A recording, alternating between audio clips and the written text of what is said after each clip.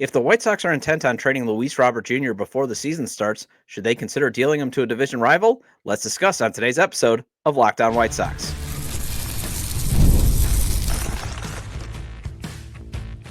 You are Locked On White Sox, your daily Chicago White Sox podcast. Part of the Locked On Podcast Network, your team every day. Hello, I'm your host, Todd Welter, a lifelong Sox fan and the site expert of SouthsideShowdown.com, part of the FanSided Network. And also, I've covered Major League Baseball for outlets such as the Associated Press. And thanks for making Locked On White Sox your first listen every day. Part of the Locked On Podcast Network, your team every day. Make sure to hit the like button on today's episode. Subscribe to the YouTube channel at Locked On White Sox if you've not done so already. And also follow or subscribe to the show wherever you get your podcasts. Well, reports came out last Thursday that the White Sox and Reds were working on a deal to send Luis Robert Jr. to Cincinnati, but no common ground could be found. The front office still seems intent on getting LRJ off the roster before opening day, and a division rival has been thrown out as a trade partner that I want to discuss in the first segment. Then a listener asked if the Sox should entertain bringing back Tommy Pham, that I'll tackle. And then finally, on today's Minor League Monday report, plenty of the White Sox top 30 prospects have been invited to camp, but there's 5 outside of the top 30 that got a non-roster invite that I want to go over how their seasons went. Super Bowl 59 is here, and there's no better way to make every play more exciting than with FanDuel Sportsbook. New customers can bet just $5, and if you win, you'll score $200 in bonus bets. Download the app and head to FanDuel.com to get started. All right, so there's actually 2 questions to ask when it comes to trading Luis Robert Jr. within the AL Central. The first is, should they? The second is, would they? And the reason why I bring this up is SB Nation's Royal Review and Bleacher Report recently suggested it does make sense for the Royals to add an impact bat like Luis Robert Jr. Now, first, Royals fans who come upon this show, who stumble upon this, especially on YouTube, and then want to hit the comments that are like, he's not an impact bat because it's 2024. I'm not suggesting this. One of your own, and then Zachary Raymer from Bleacher Report, they suggested this. They threw it out there. They're the ones that threw it up on the wall. I'm just reacting to it. Also, you have to remember, Luis Robert Jr., if healthy and engaged, is a heck of a baseball player. It's just the key word, healthy and engaged in the game. That's the problem. So that's my PSA. Plus, honestly, to Royals fans and even White Sox fans that are like, you can't trade within the division. I don't think the Royals are exactly an ideal trade partner. Given the rumor from the Athletics' Jim Bowden, the Sox want 2 top 5 prospects from whoever wants to acquire Luis Robert Jr. And I actually think that's actually too high of a price coming off his 2024 season he had. I think Chris Getz is living in fantasy land if he's demanding 2 top 5 prospects. Now, obviously, shoot your shot, Chris. There's nothing wrong with having a high demand. But if you really want that asking price, the only way you're getting it, roll the dice and hope he stays healthy and gets back to 2023 levels. Because then you're definitely going to be probably guaranteeing yourself that, because then he'll only be owed the remainder of his $15 million salary for 2025, and then 2 $20 million club options. So then he becomes very valuable. But otherwise, something meaningful should have been the realistic ask. But hey, again, shoot your shot, Chris Getz. Also, if the Reds were asking the Sox to pay some salary, I think the Reds would probably demand the same. Now, granted, Kansas City is spending money, but they're still a small market team that likely would want the Sox to pick up a good chunk of Robert Jr.'s money to even possibly have them entertain giving up their, 2 of their top 5 prospects. And let's just say you're not getting Jack Caglione, okay? I mean, yes, it would be amazing if the Sox could double dip again and get another 2024 first-round pick. But that's Caglione is definitely when you should draft a first baseman. When you have spent some money like the Royals. Bobby Witt Jr., you already have the dude. So then you could just go best player available, and there's Jack Caglione, a first baseman, who also is much taller than Andrew Vaughn. But anyways, let's get into, would the Sox do business with the division rival? And I believe the answer is no.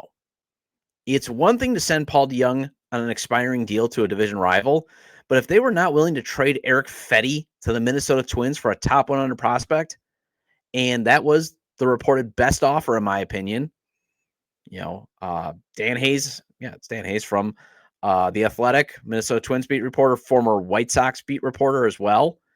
He reported that the Twins did have a great offer. They were willing to offer, I forgot the guy's name, but It was their fourth because they've got a lot of good prospects, but he was in the top 100. It's probably one of the few trades where a top 100 prospect would have been exchanged, according to MLB, from the MLB pipeline.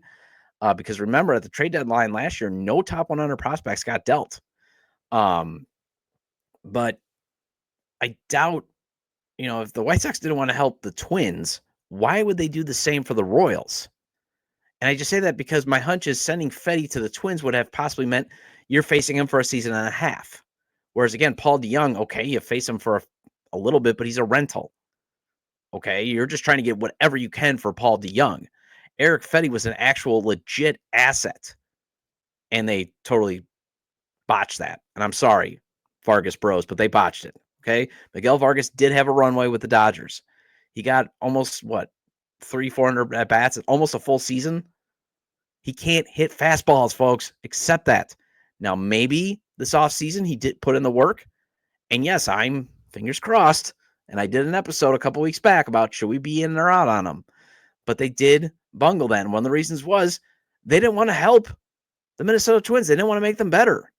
And it's terrible logic considering the Sox are so far away from contending for the division that you should be dealing any assets for the best return regardless of the division or not. But anyways, you trade Luis Robert Jr. and say he does stay healthy, then you got 3 years of dealing with him, likely crushing your pitching and robbing your hits. So I think that's why they're not going to trade him within the division. I just, that's my hunch. That's my feeling. I mean, I would be willing to trade him to whoever gives me the best offer possible. So if the Royals did give me the best possible offer, I'm taking it. Although, again, I'm rolling the dice because I'm realistic, and I don't think Luis Robert Jr. is going to go for 2 top 5 prospects. Now, maybe he has the most amazing spring training ever, and you do get a crushing injury like the Philadelphia Phillies, a team that's in win now that needs somebody in the center field. Okay, maybe there's a possibility, but it's going to be really, really hard, I think.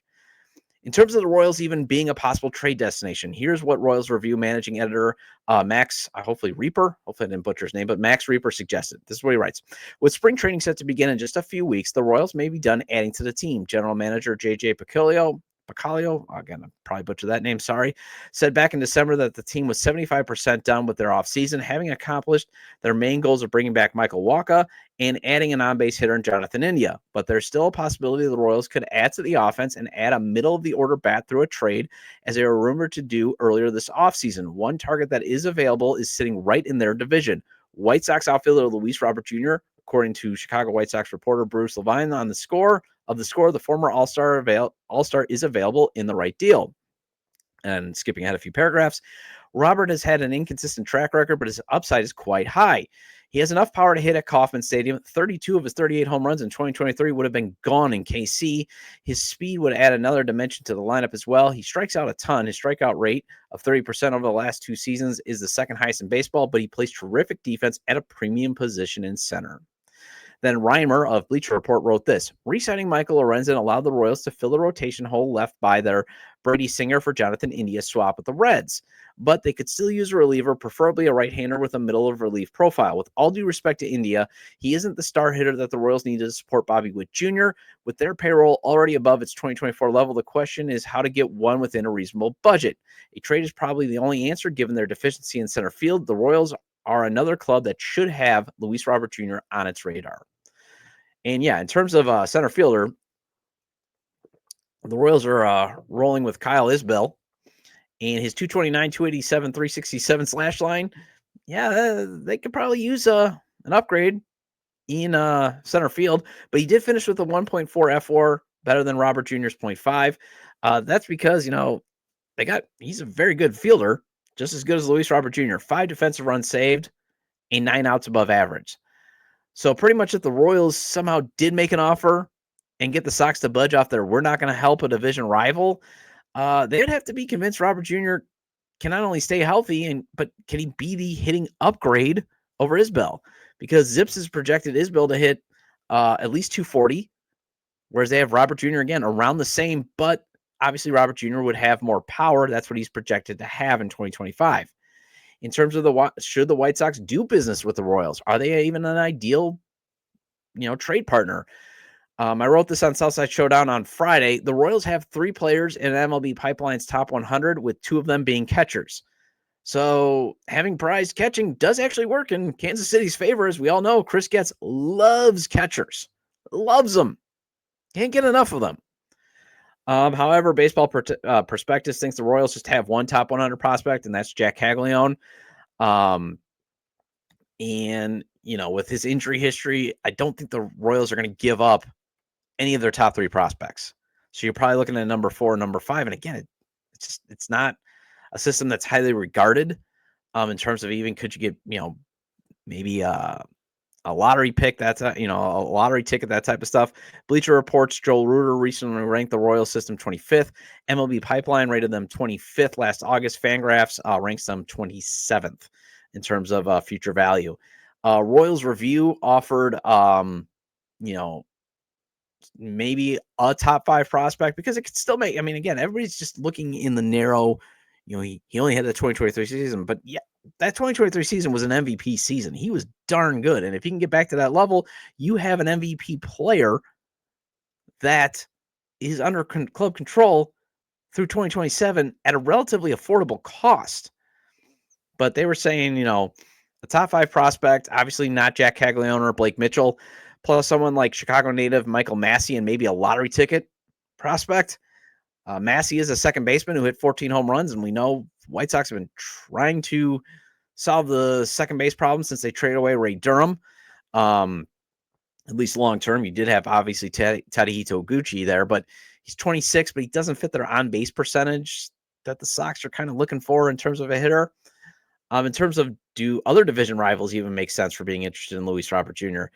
Cleveland seems fine with Lane Thomas, and they're not really interested in adding, payroll because they've been trimming it this offseason. Detroit is projected to go young with Parker Meadows, who had a solid rookie debut.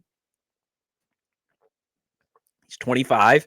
Plus, it seems like they're intent on chasing Alex Bregman as their signature offseason move if they're going to make a splash. So it's looking like they're looking at third base. The Twins, they got Byron Buxton, according to Fangraphs at least, and he too has injury concerns. So if they're going to trade within the division, it's going to be the Royals. And again, do they have what excites you? I'm not trying to be beggars can't be choosers, but it just doesn't seem like they're the ideal trade partner. That's why, again, if Luis Robert Jr. stays on the market, you'd want the Reds to maybe circle back. The Phillies, maybe, I would say, is a better, more desirable trade partner. And again, this is, Kansas City Royals fans, this is no disrespect to your system. You have a stud in Bobby Witt Jr. I'm just saying you probably would be better off going a different direction. And the White Sox would probably be better off, with a better trade partner, like I said, in the Reds. They're probably the most ideal with what they, can give up in terms of top 5 prospects down at down at A-ball. You would be looking at the Phillies. You'd be also looking at maybe the Giants. I think they would match up just a little bit better. Well, a listener emailed me over the weekend asking if the Sox would entertain bringing back Tommy Pham. At first, I thought no, but then the Sox are trying to trade Luis Robert Jr. before opening day. It could be worth considering, and I'll discuss that after the break.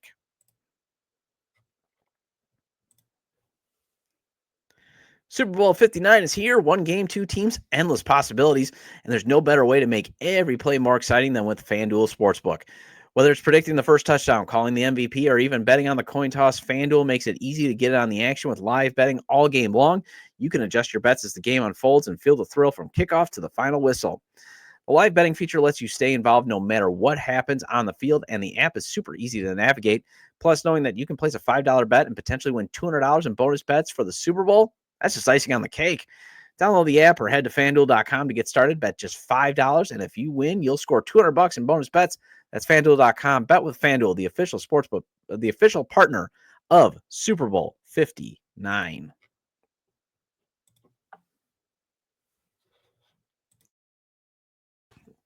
Welcome back to Locked On White Sox. I'm your host, Todd Welter. Again, make sure to hit the like button on today's episode. Subscribe to the YouTube channel at Locked On White Sox if you've not done so already. And if you can't catch the show on YouTube, Locked On White Sox is available on all major podcast platforms, so make sure to follow or subscribe on places such as Apple or Spotify. Either way, get your 30-minute fix of Chicago White Sox baseball venting with me. So listener/viewer Brian, he emailed lockedonsox@gmail.com. And feel free to email questions, topic ideas, or if you want to just talk baseball via written form, I'll try to reply back. Anyways, he emailed the show asking if there's any chance the White Sox bring back Tommy Pham. And at first I wanted to respond and say, no, there's not any room for him in the current outfield constructed. Andrew Benintendi's contract demands he's going to play left. Luis Robert Jr. is going to be in center, and the platoon of Mike Tauchman and Austin Slater in right. But then, hey, Brian, thanks for the suggestion and the question, because then it got me thinking, well, if there is a chance Luis Robert Jr. is traded, then maybe they should consider a veteran outfield option to rotate with Slater and Tauchman, because they got coverage in the outfield. It's not ideal, obviously, but if they do trade Luis Robert Jr., you still have Mike Tauchman and Austin Slater who can go catch the ball. And, one thing that they can do, get on base, although Austin Slater, you got to hope he rebounds because he was terrible in the second half, or the first half, battling that injury, goes to Baltimore, all right. But either way, they're professional baseball players, although ideally they're the fourth outfielder on a contending team. So I thought, maybe it makes sense to bring in Tommy Pham and you just rotate those guys. However, my answer is, the more I think about it, the chances are just no. It's not very good, because the Sox front office seems intent on, if they're going to bring in any veterans now, it's going to be on minor league deals with invite to camp, and I'm not sure Pham would take that. You think about how Tommy Pham came to the White Sox in the first place. He had in his mind what he was worth, and he basically, yes, he did settle for a little less, but he was going to wait it out, because he wanted a multi-year deal. Plus, one moment. Sorry, guys. A cough has reemerged for me. So obviously I don't sound like I have a cold, but this cough, I still can't kick it. Anyways, I'm not sure the White Sox are interested, considering he no longer has much trade value, because the veterans they've brought in this offseason at least project to have some value that could be higher than a throw-in and a blockbuster 13 deal. Because remember, Pham was available for the Sox to sign because he wanted to get paid, and I think he wanted to have a multi-year deal after having a solid 2023 season. But either way, they signed him because the intention was they were going to flip him at the deadline to a contender to get a future piece. Well, obviously that didn't happen. As the reports and the speculation from the reports at the time of the Erick Fedde, Michael Kopech 3-team deal with the Cardinals and the Dodgers was Pham was just sort of thrown in, so the Sox actually get him off the roster, because they did want to take a look at Dominic Fletcher again and Zach DeLoach and that type of stuff. They had to get him off the roster. And maybe the prospect that had the broken leg was the piece that they exchanged for Pham. I don't know. But he didn't have the lottery ticket prospect, much like the Mets got at the 2023 deadline. It turned out he did not have his value. And that was where I got very frustrated. And you can go back on past shows, because trust me, I love Tommy Pham. He was amazing with the White Sox. He was very good. He was a very good baseball player with the White Sox. He's one of the few guys that you could say, that's a good baseball player that played for the Chicago White Sox. The problem was they overvalued his market, and they held on to him way too long. And I know he had that minor injury, but still, they held on to him way too long. The moment that he started producing is when they should have flipped him. Now, I'm sure teams, because I think it was, a $5 million deal or a $3 million deal, and there was a bonus and that type of stuff. I don't know if teams wanted him, and did they have, room? You have to look at the injuries, that type of stuff. But they just held on to him way too long, to the point where it was like, okay, now we got to get him off the roster so we can start showcasing some other guys. But you flipped Robbie Grossman, who was not doing jack. And they got a guy that could be a potential reliever for the White Sox, down the road. And Anthony Hoopy Tutuini. I know I butchered his name, but I did that. But you got something for Robbie Grossman. You basically got nothing for Tommy Pham. So would he be a fit if Luis Robert Jr. got traded? Would, to circle back and say, hey, Tommy, you want to come back again? I mean, yeah, he fits the on-base, hitters that the Sox are looking for this offseason with a career 346 OBP. But the other thing is, did Father Time actually catch up to him? Because after he had that flash of production with the Cardinals after getting traded, he had a 206 average with a 653 OPS, gets DFA'd, goes to Kansas City, and produces a 587 OPS. And he's going to be 37 next month. And while the reports sounded like, again, he was a good citizen in the clubhouse, he was more of a lead by example guy. And, guys had to kind of approach him for advice. He was willing to give it from all the things I read. He never really said, oh my gosh, it's terrible here. I mean, obviously he wanted to compete. I remember watching him at that Brewer game, the Brewer Sox game. He got very fired up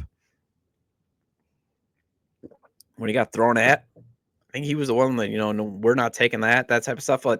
But he just wasn't the type of guy that would go to these guys in their locker and be like, hey, we got to step it up. We got to do this. It was more lead by example. This is how I go about my business.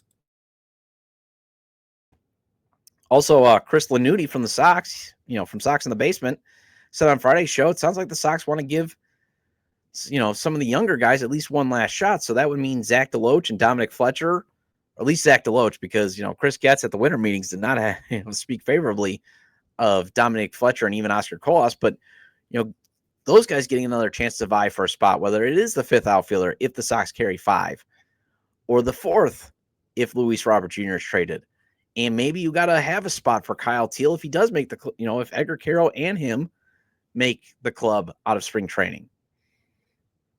So if the Sox did go with a veteran too, I don't know if Tommy Pham is the best one to go with. I would suggest kicking even the tires on Alex Verdugo, only because he's 29. Again, key 29. He's, still somewhat young. Or Manuel Margot, who's 30. Maybe Mark Hanna. That would be another veteran I would kick the tires on if you want to get bring in a veteran over Tommy Pham, just because Mark Hanna has positional versatility and he has built-in trade value. It seems like every contender always wants him every trade deadline. So I rule out a Tommy Pham reunion, even though, for the record, again, love Tommy Pham. Well, I did a recap of the White Sox top 30 prospects during this offseason during the Minor League Monday segment. However, there are a few outside of the top 30 that I want to touch on who did get an invite on spring training, so I'll go over how they did in the 2024 season, and that's next on Locked On White Sox.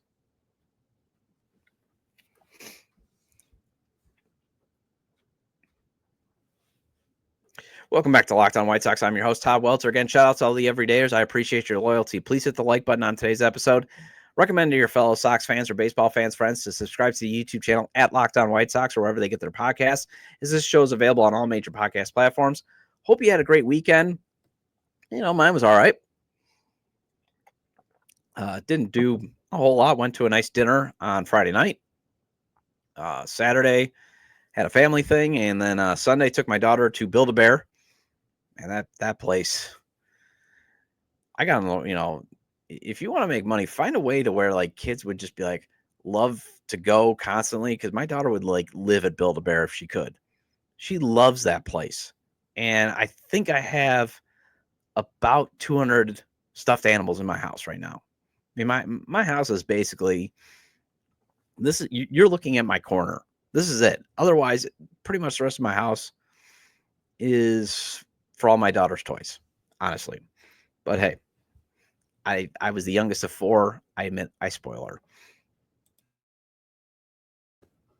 Anyways, I like how the Sox have invited their top 10 prospects to camp who are not already on the 40-man roster. I think it's good that they get that experience, making sure that they get an idea of, hey, here's how major league pitching looks like. If you get, Brady Montgomery in at bat against an actual big league pitcher who's trying to work himself into shape, that type of stuff. But most of them, it's just getting them reps in their development, because obviously only Kyle Teel and Edgar Carroll and Colson Montgomery are the ones that really have a legit shot at making the 26-man roster out of their top 10. Maybe Kai Busch has an outside shot, but otherwise, and possibly Mason Adams, but otherwise, most of these guys are just, they're also getting the call up. I mean, they're also getting the non-roster invite to just get some reps and be fillers for late innings of these exhibition games. But there are 5 prospects outside of the team's top 30 that did get an invite to camp. And I figured I'd go over their 2024 minor league season and discuss if they have even a shot to fit into the Sox long-term plans or even short-term. So I'd say the one guy on the list with an actual outside shot to make this roster is Tim Elko. The first baseman 1 second. The first baseman could possibly win a job as the Sox could use a power bat off the bench. Bobby Dalbec is going to probably likely be his competition for that role. He split time between AA Birmingham and AAA Charlotte. His total slash line was 289, and he actually hit 289 at both AA and AAA. 346, 439 with 18 home runs, 9 apiece at both stops. Former 10th round pick in 2022 out of Ole Miss. Recently turned 26. So I think that's the big reason why he's never been really mentioned in the top 30, despite he's a productive baseball player. I mean, he had a good spring training last year, if I recall, and he's produced at Birmingham and he's produced at Charlotte.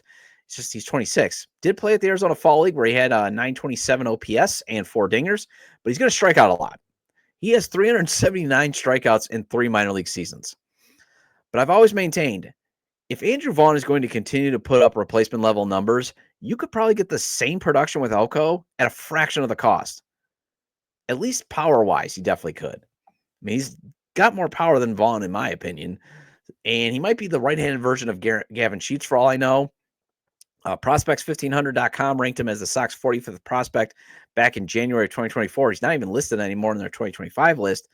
But I think he could potentially fit into this roster at some point, whether it is a bridge, a very cheap bridge, if Andrew Vaughn is nothing more than a replacement level, or again, if Andrew Vaughn has even some production, you're going to have to flip him because next year's the last year of club control. And I would really bet, if he finally turns it on and becomes which I don't think is going to happen. We've talked about it extensively. I don't think he's the ideal guy to give a big money contract to anyways. Tim Elko could be a nice bridge guy. So I think he fits in, and I think that's why he got the invite. And again, he's got power. Moving on, the other guy I would say that actually has a possible shot of making the 26-man roster is Trey Mago, acquired by the Sox at the trade deadline in the Eloy Jimenez deal. The relief pitcher will be 27 around opening day.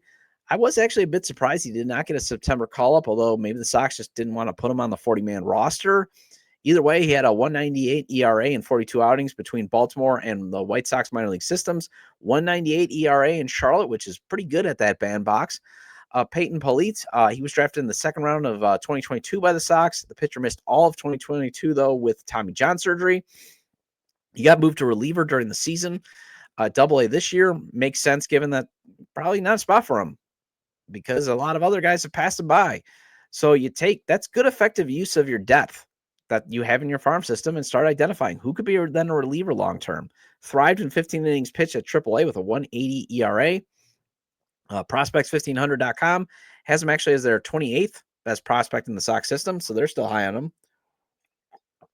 Eric Adler, 6th-round pick in the 2022 draft, 24-year-old right-handed pitcher, and again, this is what Baseball Reference, hopefully I read that right, 24-year-old right-handed pitcher.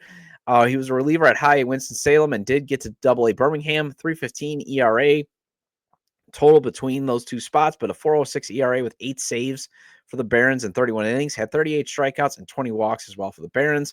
I would not put a lot of stock on him getting a spot. And also Polite, probably they're more looking at, I think you're looking at them starting the year at AAA. And then finally, catcher Adam Hackenberg. And honestly, I don't want to sound disrespectful to him, but he's just there to be a catcher during pitching drills. I mean, he's just there to help because he's literally organizational depth. If he does make it to the show, that means the Sox catchers have been ravaged by injuries. Because that's what he is. He's nice. He's a catcher. He's a minor league catcher. He didn't really produce a lot in terms of at the plate, but he can catch. And you need those guys to catch warm-ups, and the guys are building up their strength, all that stuff. So that's why he got the invite. Well, anyways, that wraps up this edition of Locked On White Sox. Thank you for making Locked On White Sox your first listen today. For your second listen, find Locked On MLB. Baseball guru Sully brings a daily blend of humor and baseball, keeping you updated on every rumor and story throughout the offseason. Find Locked On MLB on YouTube or wherever you listen to your podcast. I'll be back tomorrow to discuss the players who should be on their last shot with the team. Feel free to leave comments about today's discussion regarding trading Luis Robert Jr. to a division rival. There's a chance the Sox should bring back Tommy Pham, and today's Minor League Monday report. You can leave them at the episode page on YouTube, X, formerly Twitter, at ToddJW or at Locked On Sox, or you can email me at LockedOnWhiteSox@gmail.com. Have a great day, and I'll see you tomorrow.